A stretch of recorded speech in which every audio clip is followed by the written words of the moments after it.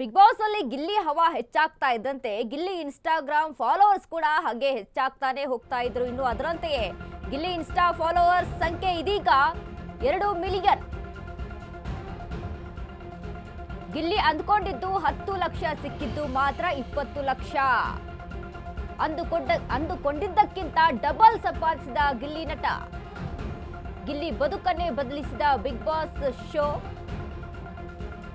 Big Boss ನಂತರ ದ್ವಿಗುಣಗೊಂಡ ಗಿಲ್ಲಿಯ ಯಶಸ್ಸು. ಬಿಗ್ ಬಾಸ್ಗೆ ಹೋಗುವಾಗ ಗಿಲ್ಲಿಗೆ ಇದ್ದಿದ್ದು 1 ಲಕ್ಷ ಇನ್ಸ್ಟಾ ಫಾಲೋವರ್ಸ್. ಇನ್ಸ್ಟಾದಲ್ಲಿ 1 ಮಿಲಿಯನ್ ಫಾಲೋವರ್ಸ್ ಆದರೆ ಸಾಕಿತ್ತು ಅಂದಿದ್ರು ಗಿಲ್ಲಿ. ಫಿನಾಲೆ ದಿನಕ್ಕೆ 1.2 ಮಿಲಿಯನ್ ಹಿಂಬಾಲಕರನ್ನ ಸಂಪಾದಿಸಿದ್ದ ಗಿಲ್ಲಿ. ಈಗ ಗಿಲ್ಲಿ ಇನ್ಸ್ಟಾ ಫಾಲೋವರ್ಸ್ ಸಂಖ್ಯೆ 2 ಮಿಲಿಯನ್. ಕೆಲವೇ ದಿನಗಳಲ್ಲಿ ದಿವಿ ಮೀರಿಸಲಿರುವ ಗಿಲ್ಲಿ ನಟ. ಬಿಗ್ ಬಾಸ್ ಖ್ಯಾತಿಯ ನಿವೇದಿತಾ ಗೌಡಗೆ 2.1 ಮಿಲಿಯನ್ ಫಾಲೋವರ್ಸ್. ಈಗ ನಿವೇದಿತಾ ಗೌಡರನ್ನ ಗಿಲ್ಲಿ ಹಿಂದಿಕ್ಕೋ ಸಾಧ್ಯತೆ ದಟ್ಟವಾಗಿದೆ. ಗಿಲ್ಲಿಗೆ ಈ ಜನಪ್ರಿಯತೆಯನ್ನ ಅರಗಿಸಿಕೊಳ್ಳೋಕೆ ಕೂಡ ಸಾಧ್ಯವಾಗ್ತಿಲ್ಲ. ಈಗ ರಿಯಾಲಿಟಿನ ಒಪ್ಪಿಕೊಳ್ಳಲು ಸಾಕಷ್ಟು ಕಷ್ಟಪಡ್ತಾ ಇದ್ದಾರೆ ಗಿಲ್ಲಿ. ಗಿಲ್ಲಿ ಇನ್ಸ್ಟಾ ಫಾಲೋವರ್ಸ್ ಸಂಖ್ಯೆ ಇದೀಗ 2 ಮಿಲಿಯನ್. ಗಿಲ್ಲಿ ಅಂದುಕೊಂಡಿದ್ದು 10 ಲಕ್ಷ, ಸಿಕ್ಕಿದ್ದು ಮಾತ್ರ 20 ಲಕ್ಷ. ಅಂದುಕೊಂಡಿದ್ದಕ್ಕಿಂತ ಡಬಲ್ ಸಂಪಾದಿಸಿದ್ದಾರೆ ಗಿಲ್ಲಿ ನಟ. ಗಿಲ್ಲಿಯ ಬದುಕನ್ನೇ ಬದಲಿಸಿದ Bigg Boss show. Bigg Boss ನಂತರ ದ್ವಿಗುಣಗೊಂಡ ಗಿಲ್ಲಿಯ ಯಶಸ್ಸು. ಇದೀಗ ಗಮನಿಸ್ತಾ ಇದ್ದೀವಿ ನಾವು ಎಲ್ಲೆಡೆ ಕೂಡ ಗಿಲ್ಲಿಯ ಹವಾ. ಬಿಗ್ ಬಾಸ್ ನಂತರವೂ ಸಹಿತ ಅದೇ ಒಂದು ಟ್ರೆಂಡಿಂಗ್ ಅಲ್ಲಿ, ಅದೇ ಒಂದು ಕ್ರೇಜ್ ಅಲ್ಲಿ ಸಾಕ್ತಾ ಇದೆ. ಇನ್ಸ್ಟಾದಲ್ಲಿ 1 ಮಿಲಿಯನ್ ಫಾಲೋವರ್ಸ್ ಆದ್ರೆ ಸಾಕಿತ್ತು ಅಂದಿದ್ರು ಗಿಲ್ಲಿ. ಆದ್ರೆ ಇದೀಗ ಫಿನಾಲೆ ದಿನಕ್ಕೆ 1.2 ಮಿಲಿಯನ್ ಹಿಂಬಾಲಕರನ್ನ ಸಂಪಾದಿಸಿದ್ರು. ಈಗ ಗಿಲ್ಲಿಯ ಇನ್ಸ್ಟಾ ಫಾಲೋವರ್ಸ್ ಸಂಖ್ಯೆ 2 ಮಿಲಿಯನ್ ಆಗಿದೆ. ಎಲ್ಲರೂ ಕೂಡ ಎಷ್ಟು ಕಷ್ಟ ಪಡ್ತಾ ಇರ್ತಾರೆ ಒಂದು ಇನ್ಸ್ಟಾಗ್ರಾಮ್ ಅಲ್ಲಿ, ಸೋಷಿಯಲ್ ಮೀಡಿಯಾದಲ್ಲಿ ಫಾಲೋವರ್ಸ್ ಹೆಚ್ಚಾಗಬೇಕು, ಸಬ್ಸ್ಕ್ರೈಬರ್ ಹೆಚ್ಚಾಗಬೇಕು. ಹೀಗಾಗಿ ಅದಕ್ಕೆ ಅಂದರೆ ಕಂಟೆಂಟ್ಗಳನ್ನು ಮಾಡಿ ಹಾಕುವಂಥದ್ದು, ಅದಕ್ಕೆ ಅಂತಾನೆ ಒಂದು ಟೈಮನ್ನು ಮೀಸಲಿಟ್ಟು ಎಷ್ಟೊಂದು ಶ್ರಮವನ್ನು ಪಡ್ತಾ ಇದ್ದಾರೆ. ಅದೇ ರೀತಿಯಾಗಿ ಗಿಲ್ಲಿಗೂ ಕೂಡ ಈ ಹಿಂದೆ 1 ಲಕ್ಷ ಅಂದರೆ ಬಿಗ್ ಬಾಸ್ ಹೋಗುವಕ್ಕಿಂತ ಮುಂಚೆ 1 ಲಕ್ಷ ಫಾಲೋವರ್ಸ್ ಇದ್ರು. ಆದರೆ ಇದೀಗ ಬಿಗ್ ಬಾಸ್ ಹೋದಂಥ ಸಮಯದಲ್ಲಿ 1 ಮಿಲಿಯನ್ ಆಗಿರ್ತಾರೆ. ನಾವೆಲ್ಲರೂ ಕೂಡ ಗಮನಿಸಿರ್ತೀವಿ. 1 ಲಕ್ಷದಿಂದ 1 ಮಿಲಿಯನ್ ಫಾಲೋವರ್ಸ್ ಆಗಿರ್ತಾರೆ. ಅದೆಲ್ಲ ಕೂಡ ಈಗ ಸೋಷಿಯಲ್ ಮೀಡಿಯಾದಲ್ಲಿ ಸಾಕಷ್ಟು ಒಂದು ವೈರಲ್ ಆಗ್ತಾ ಇತ್ತು. ಈಗ ಮಾತ್ರ 2 ಮಿಲಿಯನ್ ಫಾಲೋವರ್ಸ್ ಅನ್ನ ಹೊಂದಿದ್ದಾರೆ ಗಿಲ್ಲಿ.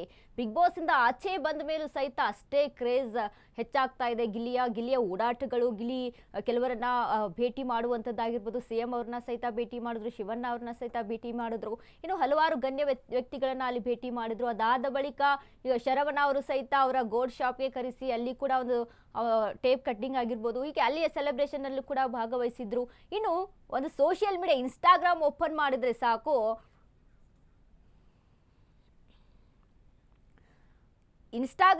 ಮಾಡಿದ್ರೆ ಸಾಕು, ಎಲ್ಲೆಲ್ಲೂ ಕೂಡ ಗಿಲ್ಲಿಯ ವಿಡಿಯೋಸ್ಗಳು, ಗಿಲ್ಲಿಯ ಟ್ರೋಲ್ ವಿಡಿಯೋಸ್ಗಳು ಒಂದು ಒಳ್ಳೆ ರೀತಿಯಾಗಿ ಟ್ರೋಲ್ ಆಗಿದಂತೆ. ಇನ್ನು ಬಿಗ್ ಬಾಸ್ ಮನೆಯಲ್ಲಿ ಗಿಲ್ಲಿ ಯಾವ ರೀತಿಯಾಗಿದ್ರಲ್ಲ ಅದೆಲ್ಲವನ್ನು ಕೂಡ ಕಾಮಿಡಿ ರೂಪದಲ್ಲಿ ಮತ್ತೆ ಅದನ್ನ ಬದಲಾಯಿಸಿಕೊಂಡು ಈಗಲೂ ಕೂಡ ಸತತವಾಗಿ ಟ್ರೆಂಡಿಂಗ್ ಅಲ್ಲಿ ವೈರಲ್ ಆಗಿದೆ ಗಿಲ್ಲಿಯ ಒಂದು ವಿಡಿಯೋಸ್ಗಳು. ಅದೇ ರೀತಿಯಾಗಿ ಗಿಲ್ಲಿ ಒಂದ್ ಕಡೆ ಹೋಗ್ತಾ ಇದ್ದಾರೆ, ಗಿಲ್ಲಿ ಒಂದ್ ಕಡೆ ಇದ್ದಾರೆ ಅಂತ ಅಂದ್ರೆ ಸಾಕು, ಜನ ಜಂಗುಳಿಯಲ್ಲಿ ಈಗ ನಾವು ವೀಕ್ಷಣೆ ಮಾಡ್ತಾ ಇದ್ದೀವಿ ವಿಡಿಯೋದಲ್ಲಿ ಎಷ್ಟು ಜನ ಅಲ್ಲಿ ಸೇರ್ಕೊಂಡಿದ್ದಾರೆ ಅಂತ.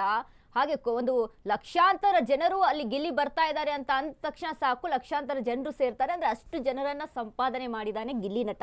ಸೊ ಹಾಗಾಗಿ ಇದೀಗ ಇನ್ಸ್ಟಾದಲ್ಲೂ 2 ಮಿಲಿಯನ್ ಆಗಿದ್ದು ಸಹಿತ ಕಮ್ಮಿನೇ ಅಂತ ಹೇಳ್ಬೋದು. ಯಾಕಂದ್ರೆ ಆ ಗಿಲ್ಲಿಯ ಫಾಲೋವರ್ಸ್ ಅಷ್ಟರ ಮಟ್ಟಿಗೆ ಇದ್ದಾರೆ ಅಂತ ಅಂದ್ರೆ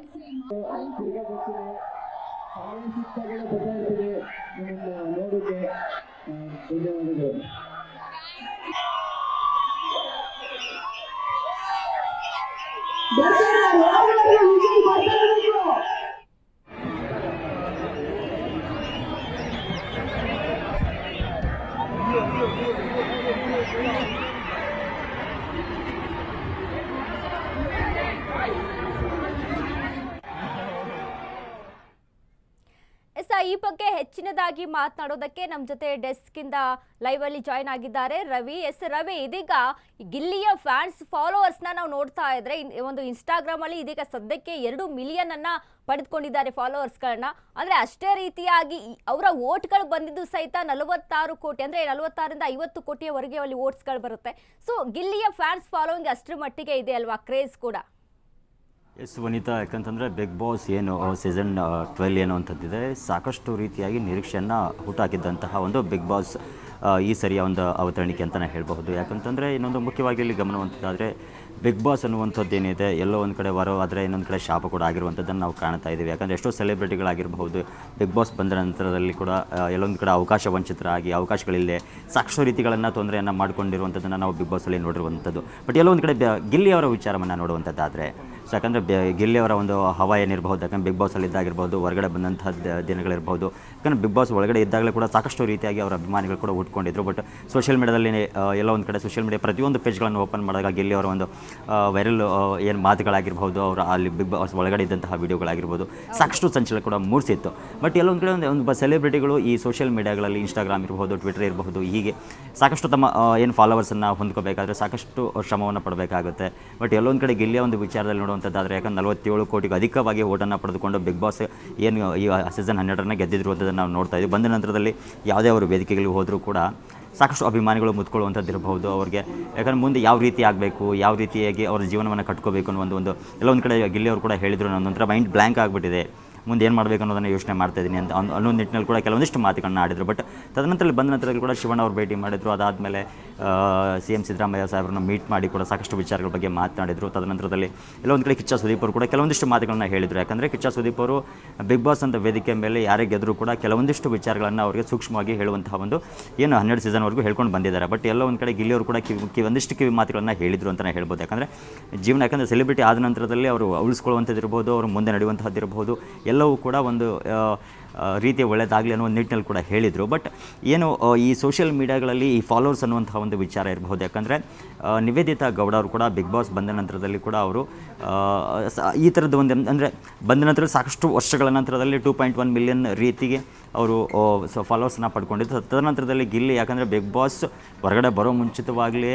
ಅವರು ಒಂದು ಈ ರೇಂಜಿಗೆ ಒಂದು ಫ್ಯಾನ್ ಫಾಲೋವರ್ಸ್ನ ಪಡ್ಕೊಂಡಿರುವಂಥದ್ದು ಎಲ್ಲ ಒಂದು ಕಡೆ ಅಚ್ಚರಿ ಮೂಡಿಸಿರುವಂಥದ್ದನ್ನು ನಾವು ನೋಡ್ತಾ ಇದ್ದೀವಿ. ಬಟ್ ಮುಂದೆ ಯಾವ ರೀತಿಯಾಗಿ ಗಿಲ್ಲಿ ಅವರ ಒಂದು ಅಭಿಮಾನಿಗಳಂದರೆ ಯಾವ ರೀತಿ ಮುಂದೆ ಅವ್ರ ಫ್ಯೂಚರ್ಗಳನ್ನು ರೂಪಿಸ್ಕೊಳ್ತಾರೆ, ಯಾಕಂದರೆ ನಿರ್ದೇಶನ ಮಾಡುವಂಥ ಒಂದು ವಿಚಾರ ಕೂಡ ಬಿಗ್ ಬಾಸ್ ವೇದಿಕೆಯಲ್ಲಿ ಕೂಡ ಅವರು ಹೇಳಿದರು ಕೂಡ.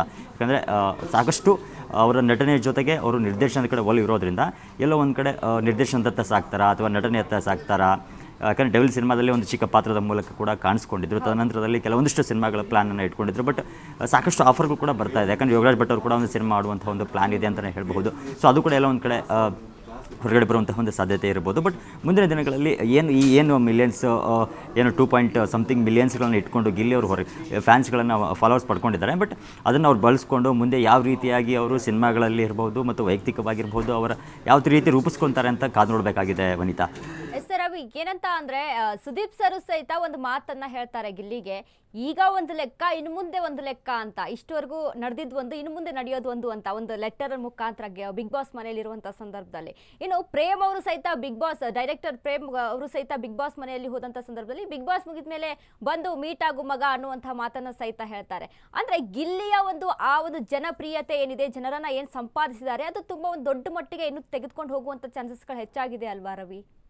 ನಿಜಕ್ಕೂ. ಯಾಕಂತಂದರೆ ಬಿಗ್ ಬಾಸ್ ವೇದಿಕೆ ಅನ್ನುವಂಥದ್ದು ನಾನು ಅವಾಗಲೇ ಹೇಳ್ದಂಗೆ ಎಲ್ಲೋ ಒಂದು ಕಡೆ ಕೆಲವ್ರಿಗೆ ಒಂದಿಷ್ಟು ವರ ಆದರೆ ಕೆಲವೊಂದಿಷ್ಟು ಶಾಪ ಅಂತಲೇ ಹೇಳ್ಬೋದು. ಯಾಕಂದರೆ ಬಿಗ್ ಬಾಸ್ ಬಂದ ನಂತರದಲ್ಲಿ ಎಷ್ಟೋ ಜನ ಅದರಲ್ಲಿ ಏನು ಅಲ್ಲಿಂದ ಬಂದ ನಂತರದಲ್ಲಿ ಆ ಒಂದು ಫೇಮನ್ನು ಉಳಿಸ್ಕೊಳ್ಳೋದ್ರಲ್ಲಿ ಎಡವಿದ್ದಾರೆ ಅಂತಲೇ ಹೇಳ್ಬೋದು. ಬಟ್ ಗಿಲ್ಲಿಯವರ ಒಂದು ವಿಚಾರದಲ್ಲಿ ನೋಡಬೇಕಾದ್ರೆ ಒಂದು ಯಾಕಂದ್ರೆ ತುಂಬ ಸೂಕ್ಷ್ಮವಾಗಿ ನಾವು ನೋಡುವಂಥದ್ದಾದರೆ, ಯಾಕಂದ್ರೆ ಗಿಲ್ಲಿ ತಮ್ಮದೇ ಆದಂತಹ ಒಂದು ಪ್ಲಾನ್ ಪ್ರಕಾರ, ಯಾಕಂದರೆ ಬಿಗ್ ಬಾಸ್ ಏನು ಸ್ಟಾರ್ಟಿಂಗ್ 1 ಡೇಯಿಂದ ಅವ್ರು ಏನು ಹೊರಗಡೆ ಬರೋವರೆಗೂ ಕೂಡ ತಮ್ಮದೇ ಆದಂತಹ ಪ್ಲಾನ್ಗಳ ಮುಖಾಂತರವಾಗಿ ಅವರು ಇಲ್ಲಿ ಒಳಗಡೆ ಆಟ ಆಡ್ತಾಯಿದ್ರು.